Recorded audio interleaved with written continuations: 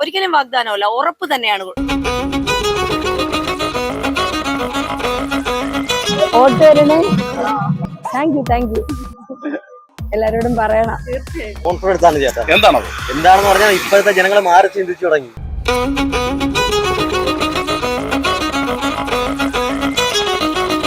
മാറ്റം വരുത്താനാണ് നമ്മുടെ സ്ഥാനാർത്ഥി നിർത്തിയേക്കുന്നത്.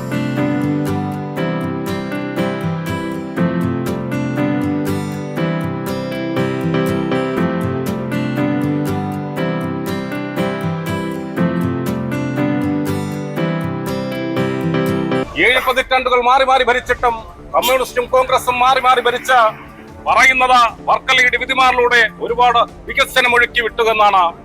ഇന്നും കുടിവെള്ളമില്ലാത്ത, വഴിവിളക്കില്ലാത്ത, വഴിയില്ലാത്ത, നേരത്തെ പറഞ്ഞതുപോലെ കതകുകളില്ലാത്ത അനേകം വീടുകൾ വർക്കലയിലുണ്ട്. തീർച്ചയായിട്ടും നമ്മള് വർക്കലയുടെ ഉൾഗ്രാമങ്ങളിൽ ചെന്ന് നോക്കിക്കഴിഞ്ഞാൽ ഈ കാഴ്ചകൾ നമുക്ക് കാണാം. ഇന്ന് രാവിലെ കൂടി ഞാൻ എലഗമൺ ഗ്രാമപഞ്ചായത്തിൽ പോയിട്ടുണ്ടായിരുന്നു. അവിടെ ഈ പറഞ്ഞ പ്രശ്നങ്ങളെല്ലാം ഉണ്ട്. ശരി, താങ്കൾക്ക് അത് കണ്ടിട്ട് പരിഹാസമാണോ തോന്നിയത്, അതോ ദയനീയതയാണോ തോന്നിയത്? അല്ല, ശരിക്കും വിഷമമാണ് തോന്നിയത്. തോന്നി പിന്നെ തോന്നുമല്ലോ. പിന്നെ എന്തുകൊണ്ടാണ് ഇവിടെ മാറി മാറി ഭരിക്കുന്നത്? അപ്പൊ തീർച്ചയായിട്ടും ഇത്തരത്തിലുള്ള കാര്യങ്ങളൊക്കെ കാണുമ്പോൾ നമുക്കൊരു വിഷമം ഉണ്ടാകും. താങ്കൾ ഭാരതീയ ജനതാ പാർട്ടിയുടെ സ്ഥാനാർത്ഥിയാണോ? അതെ. താങ്കൾ അവർക്ക് വാഗ്ദാനമാണോ നൽകിയത്, ഉറപ്പാണോ നൽകുന്നത്? ഒരിക്കലും വാഗ്ദാനമല്ല, ഉറപ്പ് തന്നെയാണ് കൊടുക്കുന്നത്. നരേന്ദ്രമോദിയുടെ ഉറപ്പ് തന്നെയാണ് കൊടുക്കുന്നത്. ആ പാവങ്ങളുടെ വീട്ടിൽ നിന്ന് വന്നിട്ട് നേരത്തെ പറഞ്ഞതുപോലെ കഥകില്ലാത്ത, വെള്ളമില്ലാത്ത, വഴിയില്ലാത്ത, വഴിവിളക്കില്ലാത്ത വർക്കലയുടെ ഉൾഗ്രാമങ്ങളിലുള്ള വീടുകളിൽ താങ്കൾ പോയിരുന്നു എന്ന് പറഞ്ഞു. അവർക്ക് എന്തുറപ്പ് കൊടുത്തു? തീർച്ചയായിട്ടും ഭാരതീയ ജനതാ പാർട്ടിയുടെ ഒരു MLA ആയിട്ട് വർക്കലയിൽ വരാൻ സാധിച്ചാൽ തീർച്ചയായിട്ടും അവരുടെ ഈ പ്രശ്നങ്ങൾക്കൊക്കെ തന്നെ ഒരു ശാശ്വതമായ പരിഹാരം ഉണ്ടാകാനുള്ള സാധ്യതയുണ്ട്. MLA ഫണ്ട് നിർത്തി കൊടുക്കുമെന്നാണോ പറയുന്നത്? MLA ഫണ്ട് ഇല്ല, നമുക്ക് വേറെ ഒരുപാട് ഫണ്ടുകൾ വരാമല്ലോ. ഏതൊക്കെ ഫണ്ടാണ്? കേന്ദ്ര ഫണ്ടുകൾ നമുക്ക് കൊണ്ടുവന്ന് ചെയ്യാമല്ലോ. തീർച്ചയായിട്ടും ചെയ്യാം. എന്തായാലും ശരി, വർക്കലയുടെ വിധിമാറിൽ കമ്മ്യൂണിസ്റ്റും കോൺഗ്രസും മാറി മാറി ഭരിച്ചത് 70 വർഷത്തോളം. അങ്ങനെയുള്ള വർക്കലയിൽ മാറ്റം വരണമെന്നാണ് അല്ലേ ഭാരതീയ ജനതാ പാർട്ടിയുടെ പ്രവർത്തകർ പറയുന്നത്.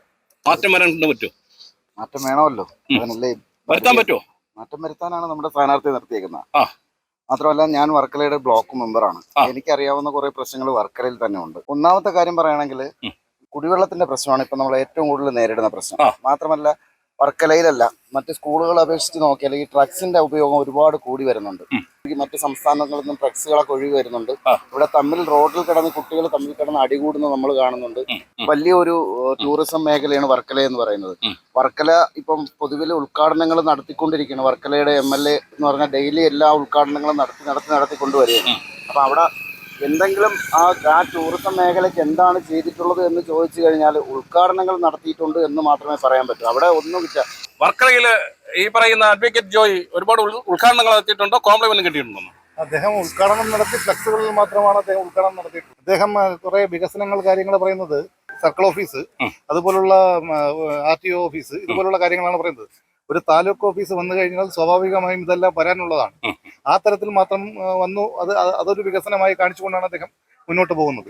റോഡുകൾ അത്യാവശ്യം റോഡുകൾ ചെയ്യുന്നു, പക്ഷെ മറ്റു അടിസ്ഥാന സൗകര്യങ്ങളൊന്നും തന്നെ ഈ ഇദ്ദേഹത്തിന്റെ ഭാഗത്തു നിന്നും ഇവിടെ ഉണ്ടായിരുന്നു. ഇവിടെ നേരത്തെ സൂചിപ്പിച്ചതുപോലെ കുടിവെള്ള പ്രശ്നങ്ങളായാലും തൊഴിലവസരങ്ങളായാലും അതുപോലെ ഈ പാർപ്പിടത്തിന്റെ പ്രശ്നങ്ങൾ, അങ്ങനെയുള്ള ഒരു നിരവധി പ്രശ്നങ്ങളിൽ ഇദ്ദേഹം പരാജയമാണ്. സ്ഥാനാർത്ഥിയെ ജയിപ്പിച്ച് ഒരു MLA ആക്കി വന്നാൽ ഈ പ്രശ്നങ്ങൾക്കൊക്കെ പരിഹാരം ഉണ്ടാകും. തീർച്ചയായിട്ടും ഉണ്ടാകും. കാരണം കേന്ദ്ര സർക്കാരിന്റെ പദ്ധതികൾ മാറ്റിയിട്ട് സംസ്ഥാന സർക്കാരിന്റെ പേരിലാക്കുന്ന പരിപാടിയാണ് കേരളത്തിൽ നടന്നുകൊണ്ടിരിക്കുന്നത്.